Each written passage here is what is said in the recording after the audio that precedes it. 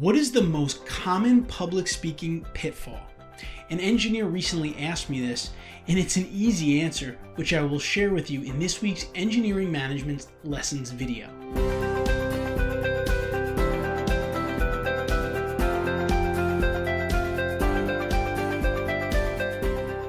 The biggest pitfall that I see engineers and really all professionals make when it comes to public speaking is leaning on their visual aids too much.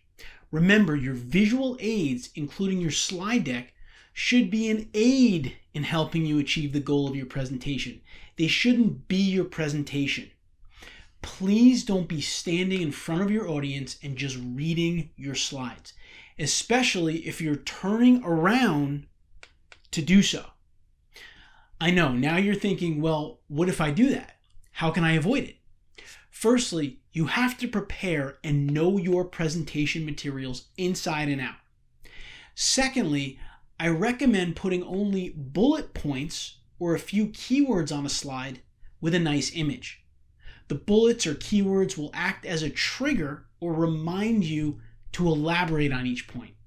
For example, maybe I'm presenting on a building structure. My bullet points might be the foundation, the structure, and the roof.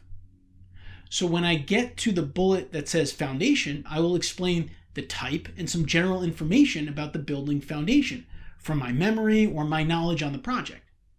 Then I will go to structure and do the same. By using some keyword reminders, but then talking freely on a point, the presentation will come off as more natural. Again, you must really know your content to be able to do this, but it really is the best way to go. One last thing that I will say is that if you are presenting virtually and you are an experienced speaker, you may be able to script out your entire session and make it sound natural while you're reading it, which I do from time to time, especially when the schedule is tight.